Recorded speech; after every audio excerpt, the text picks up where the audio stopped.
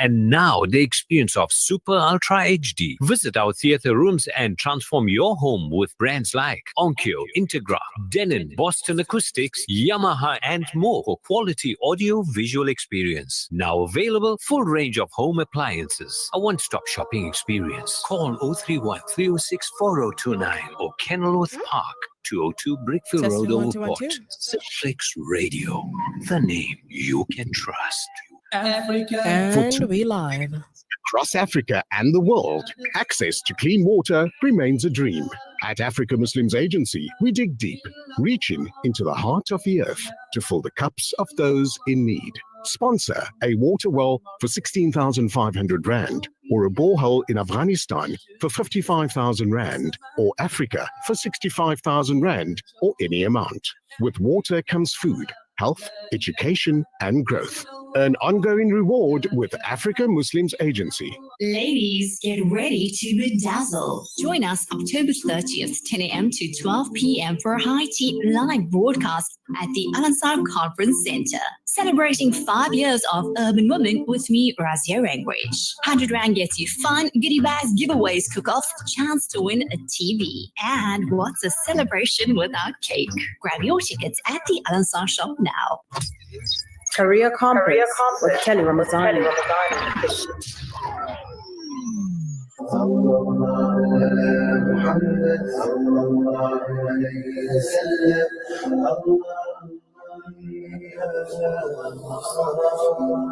Radio Al-Ansar, Durban, 90.4 FM, Peter Maritzburg, 105.6 FM. Habibna Muhammad alayhi salam. Allahumma salli ala al-Mustafa. It is the 2nd of October, brand new month, and we are here live at the Lakewood Festival. It's happening. It's finally happening. The first day of 5 days non-stop shopping galore and entertainment. My name is Kelly Ramazani, and this is Career Compass, your go-to show for all career-related matters. We do this every Thursday, 1 to 2 p.m. And if you are new here, you're more than welcome. You're now family. And if you have been around, welcome back. Welcome back. For today, we'll be talking about something that is very important for all those that are on social media, the pros and cons of social media, including cyber bullying and cyber security. That is what we will be talking about. Coming up next, we'll also talk about soft skills, because we do that every week. We recommend soft skills that you can develop to become a valuable member of the community, but also to help you become better at your work. We also have a case study that I will need you to put your thinking caps on and help me resolve all this and a whole lot more right here on 90.2 and 90.4 FM. If you are in Durban, 105.6 FM, if you're in PMB. I'm coming down with the flu. It's flu season. I hope you are keeping safe too. Remember to stay hydrated. Also, do drink those lemon tea, ginger tea. Yeah, you need that. It really does go a long way. We are here. The whole team is here. Well, not the whole entire team, but half the team, and it's good vibes. It's a great bonding session, one that we didn't ask for, but management knew best, and we love it here. If you are in Johannesburg and you're listening to us via live stream, make your way at the Lakewood Festival to get an experience that you really do not want to miss out on. If you know anybody that is in Johannesburg, let them know that, hey, it is happening at Al-Ansar, okay? Al-Ansar Lakewood Festival. Make your way there. Like I said, my name is Kelly Ramazani. In studio with me, I've got Sboniso, who is the tech on duty. We also got Tabega, shout out to her, who is here helping navigate this technological world. Up next is a lot of fun and entertainment, but more so a lot of information that is educational and very helpful for you. Stay tuned.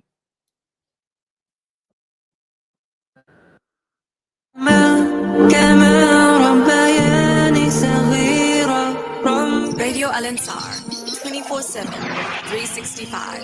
WhatsApp us now on 060-904-1056. Career Compass with Kelly Ramazani. You wake up and hold your own. Know with each wrinkle there's some lessons you'll learn. By the time you learn to love, you'll have to learn to lose. Since one day I'll be leaving you, but hold on tight like you once did. When you get a chance, say and pray it like this. رب ارحمهما كما ربياني صغيرا رب ارحمهما رب ارحمهما كما ربياني صغيرا رب ارحمهما.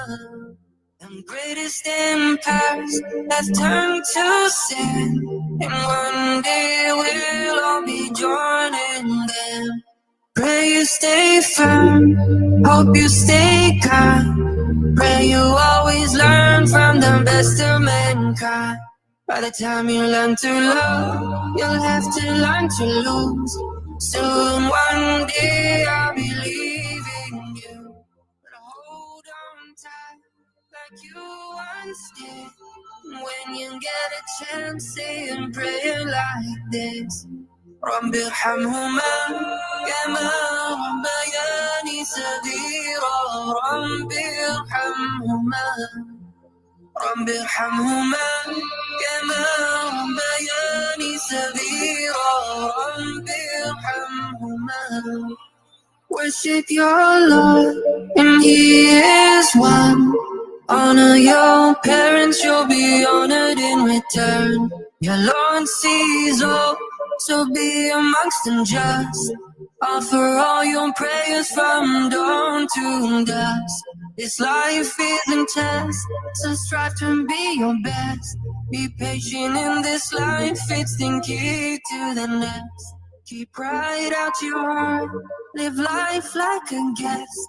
Good character is what our prophet came to perfect. By the time you learn to love, you'll have to learn to lose. You've arrived at your destination. You're listening to Career Compass on Radio Al-Ansar.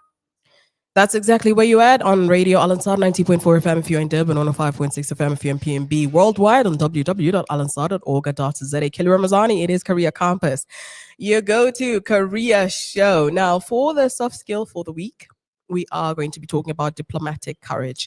Some time back, we spoke about courage, okay? And I know it is such an amazing skill to develop. However, this week we are looking at diplomatic courage. This is the ability for you to address conflict, voice uncomfortable truths, or challenge ideas while remaining respectful. Because I know when emotions are high, we tend to say a lot of things that we regret later. So, diplomatic courage is very, very important for you to develop, especially in the workplace. If you have been listening to Career Compass, I always say, never, ever be confrontational in the workplace. It's not the place for you to approach your colleagues and say, I heard you say this about me, you're gossiping about me, you're saying this about me. Be responsive, not reactive. All right? Take a moment, breathe, think about it, because you'll end up in HR's office. Do you want that? I don't think so. It's not about avoiding being confrontational. Don't get me wrong, okay? It's about facing it with grace so that the relationship is preserved, so that respect is maintained, even through disagreements. I have had a lot of hectic disagreements because, alhamdulillah, I've had the privilege to work with many different people, many different organizations. Like I shared my story some time back with the KZN Film Commission, and my voice is soon going to be in animation. You know how amazing that is? Oh, my word. I'm super excited. But there were a few arguments that came about, and I had to find a way to address that while maintaining respect. Some people feel very shy to speak out in the workplace, and that is why they get stepped all over. Yeah, you need to know when to speak out. When is more important than what to say. Okay, so timing is always very, very important.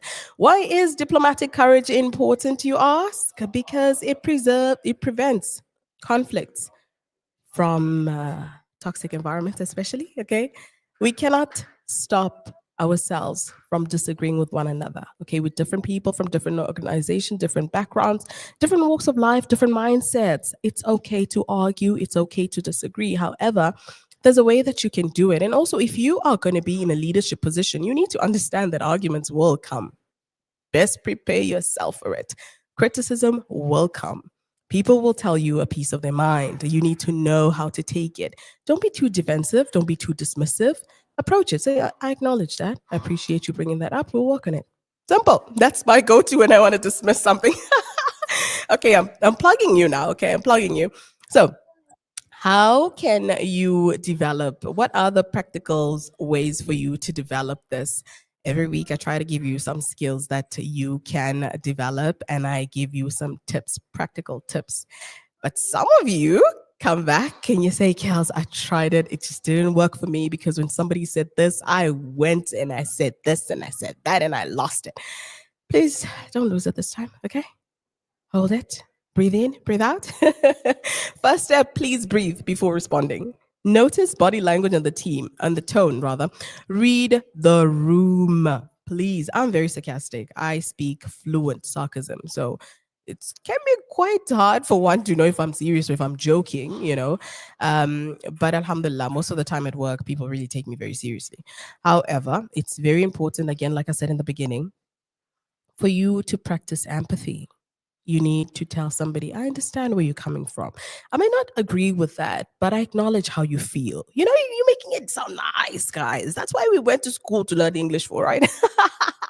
Okay, cool. So this softens the hard truth. It makes it more acceptable. You become more approachable. Speaking about approachable, please use I instead of you. Okay, it's me, I, Kelly Ramazani, disagree. It's not that you are wrong. You can be wrong, you can be right, but I disagree. Okay, I struggle to process that, or I struggle to agree with that, or I cannot fathom that. It's a me problem. And because you do have a right to an opinion, you are entitled to it. So nobody can arrest you, fight you, or argue you for your own opinion. However, when you attack somebody and you say, you Tobega, you are always late. You Tobega, you are always unprofessional. Do you see that? It can trigger someone because it feels like an attack, you know? So you leave them with no choice but to protect themselves by responding back and saying, you also do that. Now we're going to point each other. Now it's the blame game. You do that. Yeah, I do that. You do that. You do that. And it's not going to end well. Okay, so always learn to balance honesty with a bit of diplomatic courage. Okay, diplomacy is very important. And it's not just about problems or addressing the problems, it's also about offering solutions. Courage isn't just about when you are wrong. Okay, many people say you need the courage to speak out. So only when you are wrong, only when things are against you, when they're not in your favor. No, you can also build courage to speak up in a meeting. You know, you can ask your managers or your team leaders and be like, can you tell me more about that deadline? Because I don't agree with that. It's not realistic, you know. Like, for example, with our team, you know, management will maybe say, by tomorrow, I need you guys to be able to what task can they give us that's impossible? Tabega is fanning herself. So I think maybe build an aircon or something, manufacture it. What are you talking? It's not realistic. So you might say, okay, I don't agree with that deadline because it's not realistic. You built the courage to speak out. Anyway, that's the soft skill for this week. We will now jump into our interview up next. It's Cybersecurity Awareness Month. October is very well known for that. And South Africa has a crisis. We are dealing with a lot of cyber attacks. How can you protect yourself? How can you protect your company? How can you protect your loved ones? Because we all have friends and families who are on social media. And especially for my mom, I am an AI fan. I love AI and I'm always trying to keep updated with what's the latest, what's happening. And some things she forwarded me and I'm like, Ma, you are at 100% risk of being hacked. You are at 100% risk of being hacked. And she's like, but I've got nothing to lose. There's nothing in my account. It's not just about your money. It's also about stealing your identity. Guys, let's be cautious. All right. So we'll be talking about that up next. For now, I need you to relax, breathe, fetch. Okay, don't fetch water. Fetching water is wrong. get some water. Okay, I'm all about the rural living. So go and fetch water. You don't go and fetch water. You go and get water and breathe and relax. Up next is an interview that you do not want to miss out. It is Career Campus with Kelly Ramazani. You in safe hands. Follow us on Instagram at Radio Al Ansar. Right now, over 150 million children around the world are orphaned, facing hunger, hardship, and uncertainty. With Islamic Relief's Orphan Sponsorship Program, you can provide a child with access to education, nutritious food, essential healthcare, and a safe home. Your sponsorship is not just support, it's hope, security, and a brighter future. Be the reason an orphan child smiles again. Sponsor an orphan today with Islamic Relief. Are you looking for a safe, secure, and well-maintained school for your little one? Well, look no further. Tiny Champs educators are committed to providing an exceptional learning environment to foster the holistic development of your little one. Tiny Champs offers small classes with big goals, providing each child individual attention. Aligned with CAP syllabus, madrasa, and extra activities such as indoor soccer, messy play, and much more for learners from grade RR until grade 3. Tiny Champs is based in Overport. WhatsApp us on 063 88 98605. Seats are limited. See you soon. Doorbell. Are you ready? The TBR Family 5 Kilometer Fun Run and Walk hits the Blue Lagoon lawns on 11 October starting at 7 a.m.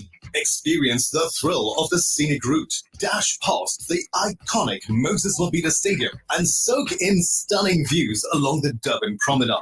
Then stick around for epic family fun and games, food trucks, prizes, and live coverage from Radio Al Ansar. Don't forget, bring along a new toy for kids in hospital. Powered by the Cellular City Group of Vodacom stores. Ladies, are you concerned about your health and well-being? Then the Al Ansar Cancer Support Group's annual Cancer Awareness and Chai Day is for you. Dynamic speakers, an awesome tea garden, lucky draws, free blood pressure and sugar checks, free entry. Join us on Saturday the 25th of October at the Al Ansar Hall, 189 West Road, Overport, from 9 a.m. to 1 p.m. Let's unite to fight cancer's might. We'd love to meet you. Pay us a visit. Radio Al Ansar. Career Campus with Kelly Ramazani. Riveting interviews, empowering, educating, and appealing.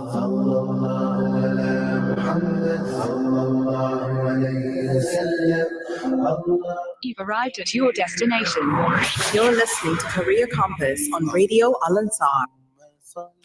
You are listening to Career Campus on Radio Al Ansar, your best companion. This is the show where we talk about all things growth mindset. We talk about what is happening around the business world as well as educational opportunities out there for you locally and internationally. Now, for today, we are talking about something that is very important. It helps all of us to understand how helpful technology is, but also how dangerous it can get. Yeah, we're going to talk about cybersecurity because October is known to be a cybersecurity awareness month. So, mind you, this is going to be an interview that will require a follow-up, a very interesting one. So we might do part 2 later on, not later on today, but later on the October month. All right. Now, South Africa has a cybercrime crisis, like I said earlier in the beginning of the show, costing citizens about 2.2 billion rands annually with 34.5 million accounts. Now, you know that's already a lot of money just because of the cyber crisis that we have. And there's a way to fix it because we are joined by somebody who is more informed in this department. That is Michael Buswell. He is a cyber safety educator and public advocate for safer digital futures, and as a founder behind the social handles at That Cyber Safety Guy. I'm going to repeat that one more time for you to please follow him on Instagram and TikTok. That's at That Cyber Safety Guy. He translates complex cyber risks into relatable, actionable advice and for everyday users, parents, educators, and learners. I feel like my mom needs this. And if you too feel that you need this, then you want to listen to this interview. Now, Michael has a strong technical foundation with a passion for outreach. He is a public speaker, through which he develops and delivers digital safety workshops. He helps schools, teachers, students, parents build resilience against threats such as cyberbullying, phishing scams, online predators, AI misuse, and more. He is here with us, okay, not here at Lakewood, but here in studio with us. Michael, thank you so much for joining us. How are you doing today? Hi, Kelly. Thank you so much for having me. I'm good, and yourself? I am fantastic. I am so ready to take down notes because I'm concerned about my mother's use on the internet. Okay. And every I'm the same day, with my partner. you know, and even though many people might feel like, oh, it's the old age people, they're not keeping up with technology, but no, there are so many young people that also get affected, and I'm so happy that you're here with us to walk us through, first and foremost, what cyber threats are hitting South Africa the most or the hardest. And I'm so waiting for my manager to listen to this because companies, organizations, schools, everybody needs to hear this. Michael.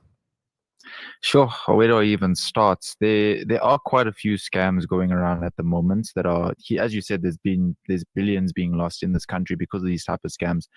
I think in terms of general people, there is a WhatsApp scam going around with with impersonation.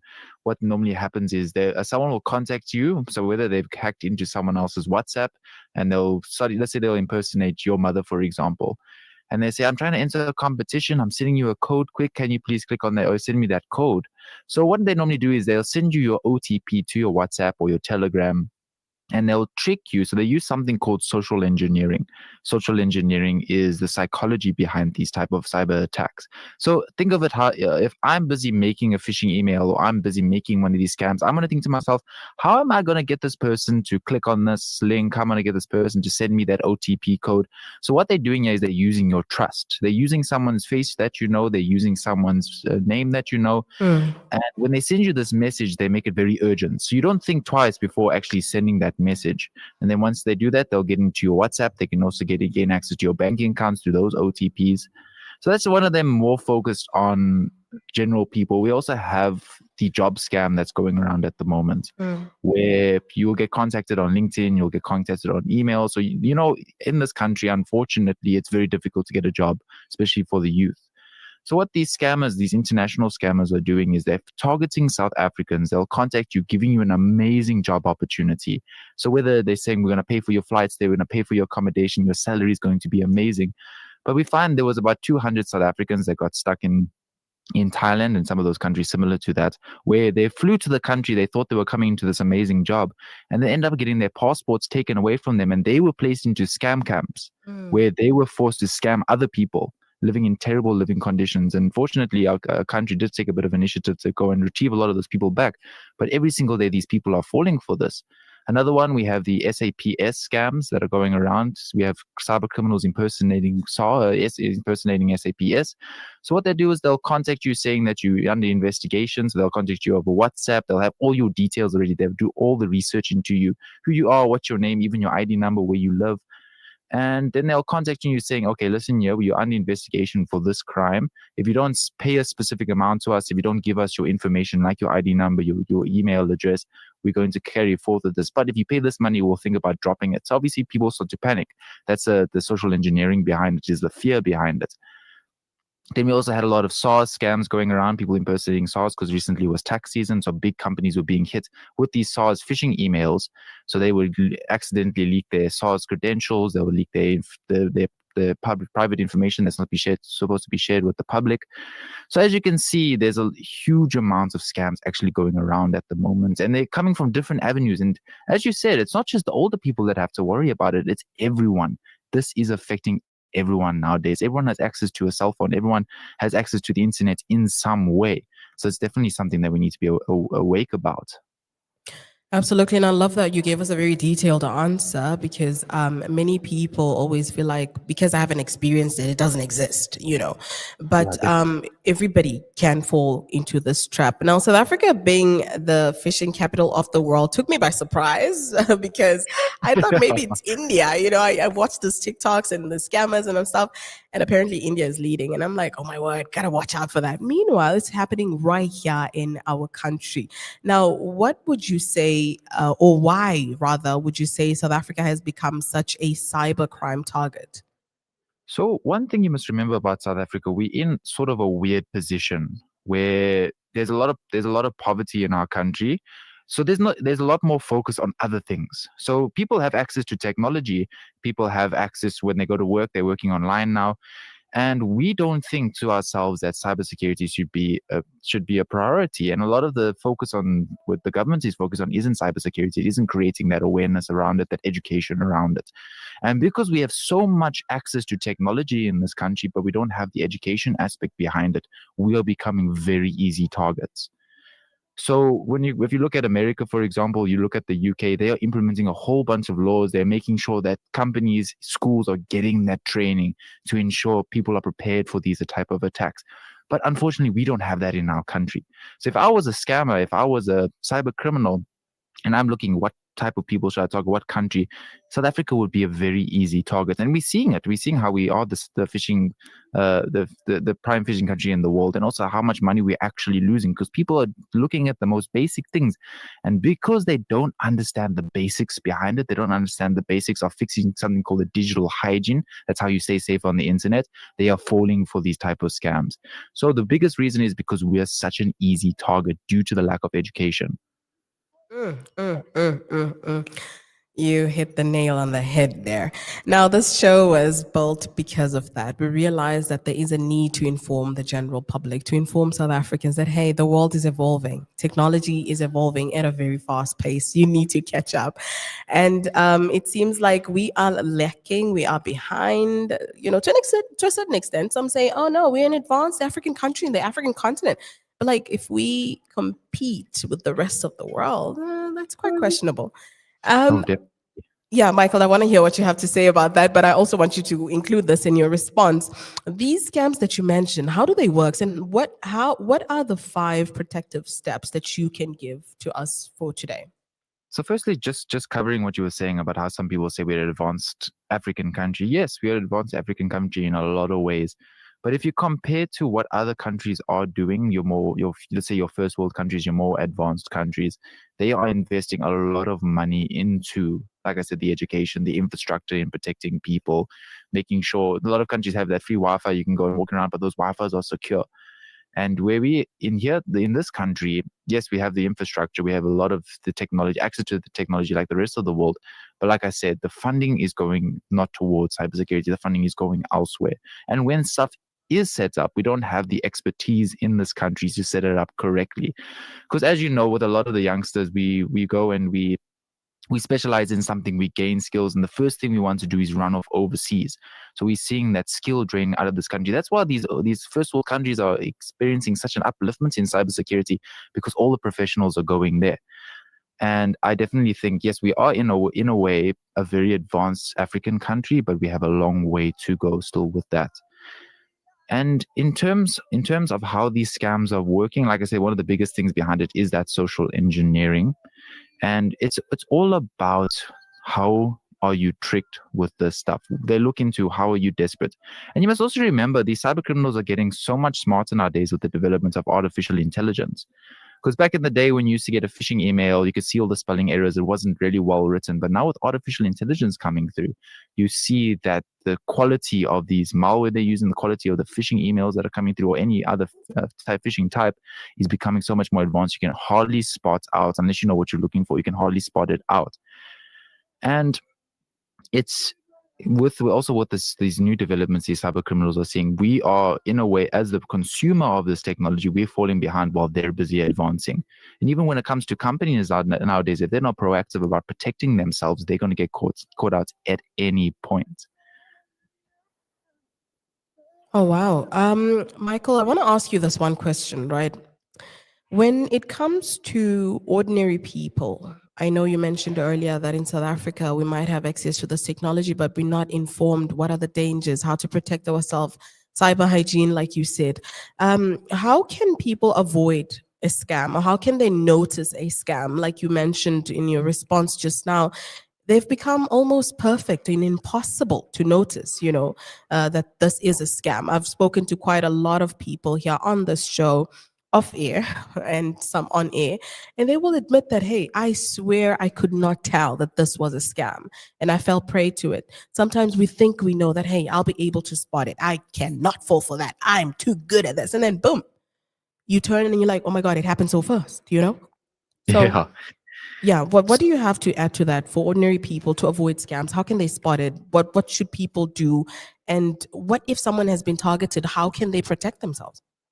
So I'll look at it from 2 points of view. I'll discuss the some tips to spot out these type of scams. Then I'll give just general things you can do to protect yourself.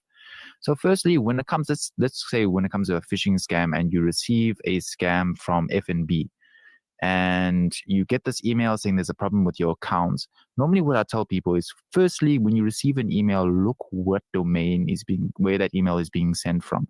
Because you need to see, is it coming from the FNB domain? Is it coming from the same domain FNB is using? Often they'll use a Gmail account, they'll use an Outlook account. So that's normally the biggest indication. You also got to think to yourself, why am I receiving this email? Am I supposed to be receiving an FNB email? Did I apply for a job somewhere? Am I being investigated? So then you need to take the steps to contact the organization directly and say, listen, yeah, is this correct? Is this supposed to be me receiving this stuff? Why am I receiving this stuff? I also say you need to have a 5-second rule before you click on any sort of links. Take the time, read the email properly, see what they're saying, look for spelling mistakes, look at what the link looks like. So when you look at the link, they'll normally use a link shortener, so like tiny URL. So then you will be able to spot that link. And then when you also hover over the link, or you can preview it, let's say on an iPhone, you can preview the link, you will be able to see that it's using a different domain. So normally you would see www.fnb.co.za. Now they'll be using a completely random domain. Then they'll use those domains to create a fake FNB website. So you need to sit and directly look what's happening on the email. What does the email address look like? What does the domain for the website and the email address look like? And just sit back and think, why am I receiving this? Because if you're looking out for those small things, you'll find you'll be able to spot out a lot of phishing emails. Unfortunately, like I said, a lot have become advanced, but it's very rare to receive one of these advanced ones that is almost impossible to spot out. But they do exist, so you need to be aware of that. In terms of fixing your digital hiding, firstly, set up multi-factor authentication. So whenever you sign into something, you'll receive that code. So whether it's going to be to your email address, your SMS, and you can also get those authenticator apps, which I recommend the most. So if someone does gain access to your password, someone does gain access to your account, you have that layer of protection. Also have a recovery email. So that WhatsApp scan, for example, if someone does get your OTP and directly accesses your WhatsApp and they kick you out, you can use that recovery email in order to recover your WhatsApp. But you have to make sure the stuff is set up before the scammer gets into your account. Because as soon as they gain access to it, it's almost impossible to retrieve it back unless you go through the company, unless they can help you in that way. Always set up that 5-second rule. Make sure you're reading what you're saying. Also, one thing, very important, set up strong passwords. A lot of people say, I have my password, it's my dog, or it's 12345. And no one really explains why you need to have a strong password. When you have a password and you sign into it, like if you make an FNB account, for example, what happens is that when you sign onto a website, they store your password. Obviously, they encrypt it. But if you're using a very easy password and there's a breach with that company and all the encrypted encrypted passwords are leaked and someone that gets their hands on them, what happens then is that they'll run it through something called a brute force attack. And if you're using a really, really easy password, it'll take them a couple of seconds to crack it. And you'll be quite surprised what these people can get up to. So they are very important small things you can actually set up to protect yourself. You don't need to be a cybersecurity specialist in order to protect yourself in a lot of ways, but these things you need to do. Oh, wow. I thought maybe you needed to be a cybersecurity specialist. No, definitely not. Oh, okay. Awesome. Well, that's good news for you. If you just join us right now, we're speaking to Michael Boswell about cyber education, cybersecurity. Very important. I see some messages coming in, Michael. And before I let you go, I just want to hear your thoughts on this. Let's go with the first one. Salams Kelly, mashallah show. Could it help if the government implemented tougher cybersecurity law departments and personnel to tackle the online syndicates? I know it's hard, especially with cyber security. Take care, salams and du'as. This comes from Arshad Khan. Thank you so much, Arshad. There's a message here for you, Michael. What if one has been hacked? Is there a way for them to gain back their identity? Okay, I'm not sure what type of hack we're talking about, but now that you mentioned identity, I assume it is identity theft. Maybe, Michael, do you want to come in with that? I think it really does depend on what type of hack you happen. If he's referring to an account, yes, there is ways in doing it. When it comes to your identity, there you need to, if that's something like that happens and someone does go and steal your identity, you need to go to the right authorities. So often if you make a mistake, you share too much information, someone's using that information illegally, you can often go to the cybercrimes units that the police that the police force has. They are very quite good with it, but you need to go and report it. There's no way of, obviously there are some companies out there that say I'll be able to help you with this, but majority of the time those are scams. Whenever you say I've been locked out of my Facebook and now 50 people go and start commenting, I'll break into your account for you, those are majority of scams. It's very important that you can either firstly go to the police station, go to the right authorities with that. There also are cybersecurity companies that you can approach. Like, for example, I have a partnership with a company called Ubuntu Guard Cyber, who focus on educating and also helping people that need it. So you could approach a company like them and they will be able to help you with it because they're cybersecurity professionals. So they'll be able to know exactly what routes to take, especially if you've accidentally shared the importance. Like you said, an ID number, these people opening credit up in your name, you need to reach out to a company that knows exactly what they do, because most of the time your average persons aren't going to be able to actually do that. So go to the right authorities, go to the cybercrimes units, or approach a company you can actually trust. Or even send me a message. I'll be able to direct you in the right way. I think we will need that, your details, because I know I said 15 minutes, but I see more and more messages coming in, lots of questions, lots of people are concerned. And as much as I would want us to continue, time is also of the essence. Okay, just quickly, there's another message that just came in and said, as a cybersecurity show, the only question that I have is people are feeding a lot of information to ChatGPT and DeepSeek. I am people, by the way. I have ChatGPT and DeepSeek as, I don't know, my brain at this point. And how safe is it for them to share that information to these platforms? And if they have already shared it, how can they get rid of it and remove it from there? Michael? So when it comes to doing with artificial intelligence, obviously we use a lot of stuff for free. So you'll use ChatGPT for free. You'll use one of those AI image generators to make a funny photo of yourself for free. Remember, when something's free online, it's not necessarily free. They are using that data and everything that you're posting to do something with.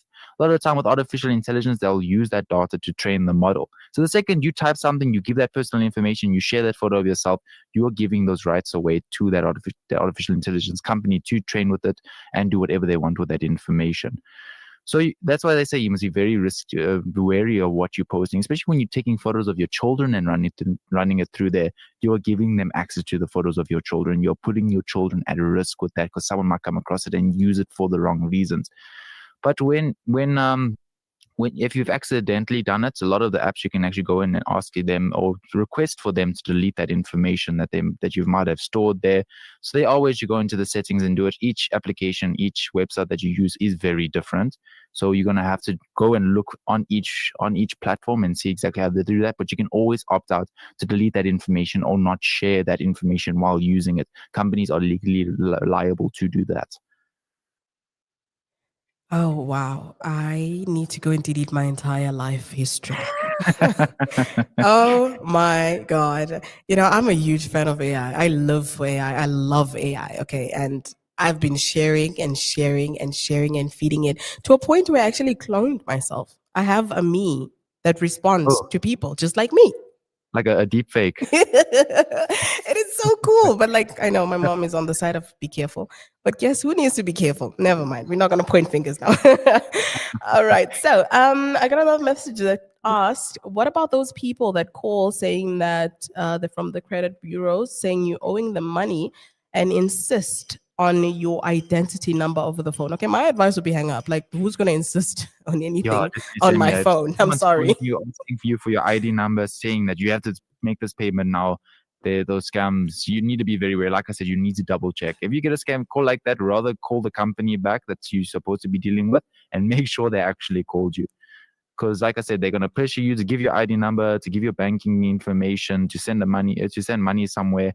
But remember, if someone phones you and you're not too sure who that person is, do not go share that personal information. Use your free will, guys. If somebody calls you, threatening you, forcing you, bullying you on your line, no, hang up. Hang up. You have that freedom to do so. Absolutely. All right. I think that is it for today. Michael, thank you so much. Just quickly let us know, how can we get hold of you via technology, of course, and if you're willing to share your number as well. So in terms of my social media platforms, I'm on Facebook, I'm on Instagram, and I'm on TikTok. That the handle is that cyber safety guy. Because whenever people see me or hear my name, they say, "Oh, it's that cyber safety guy." That's the reason why I went with that name. If you also have more technical questions or you need assistance in, let's say, if you've accidentally been in a breach or you share too much information, you can also contact us at Ubuntu God Cyber. They're on Instagram, so you can send them a message there. They'll assist you with a lot of that stuff. In terms of my number, I don't necessarily think I'm going to share my number. I think I don't want to put that personal information out there. But if you really need to send me a message and get help with something, contact me over Instagram, contact me over TikTok, contact me over Facebook. I always reply to DMs. I always help out as much as I can. Awesome. I just followed you right now. Please follow me back. I'm joking. Don't stress. Michael, thank you so much. We will definitely continue to keep in touch. I have more questions. I see more questions are coming in, but unfortunately, due to time, we have to wrap it up. I will keep in touch. Hopefully, this won't be your last time coming on the show, is it? No, definitely not. I'm always happy to join and share this education with everyone. Awesome. Thank you so much. We wish you a fantastic day. You too. That is Michael Buswell, that cyber safety guy. Wow, what a nice nickname. Imagine if somebody would call me Kelly Ramazani, that smart lady. No, okay, no. Smart has nothing to do with humanity. Oh my God, Kelly, I'm so self-centered. Need to calm down. All right, where was I?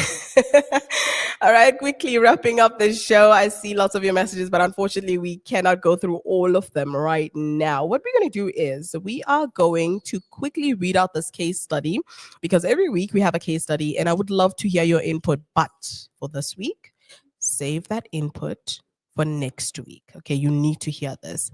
Salams, Kelly. My name is Rachel. Oh, okay, that's nice. It's okay, because I'm also Kelly. It's English, and I still say salam. It's okay. Rachel, I have a conflict with one of my colleagues. Okay. The argument began over teamwork. Okay, I'm trying to share my screen so that I can read this without any hesitation. However, over the years, it has developed into something beyond my control, and I measured the weight of this conflict and realized it is not worth addressing. So, okay. I'm not understanding anything. Let me just read the information below, okay? Because this message came with a little info. The info says, mind you, I was friends with her off work. Okay, now I get it. Because I was a bit confused. What do you mean conflict? Where did it start? So it seems here in a summary or in a nutshell that there is Rachel who started friendship with somebody at work. I mean, it's very common, yeah? We all go to work. We spend about 8 hours, some more than 8 hours. It's very normal for you to begin a form of friendship or companionship, even though I always say have boundaries. But yeah, I mean, you talking to these people, you need to be able to work with them over certain teamwork or projects or, deadlines, whatever. So that means that you will somehow develop something. Okay, at this point, Rachel developed a friendship with this person, but unfortunately, they shared so much of their private matters that it spill over at work. This is getting messy.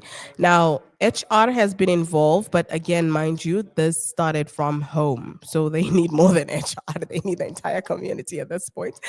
And Rachel is asking, would it be advisable to confront or not? I always say do not confront, but this seems like a way bigger problem than for you to just ignore. If you have a colleague that knows your private life and they bring it to the workplace and start spreading the rumors or maybe sharing some of those secretive information you shared with them, then yeah, you need to find a way to confront them. However, you cannot confront them alone. Like I said in the beginning of the show, when emotions build up, it becomes unsafe. Okay. You don't know. Some people are very aggressive, others passive, others I don't know, they might throw hands. So you need to be on the safer side of matters. Others might not react, but they're grudge holders. They'll wait for you somewhere, someday. Okay. So you need to be careful. You need to know who you're dealing with and always approach it in a very diplomatic way. You know, you're in a workplace, you want to maintain the respect, you want to maintain that teamwork, even though you don't get along with people, but you still need to maintain that sort of relationship for the sake of work. Jamaica is waving at me. She's like, Kelly, please wrap it up. Please, we're done with you. Okay, we're done with you.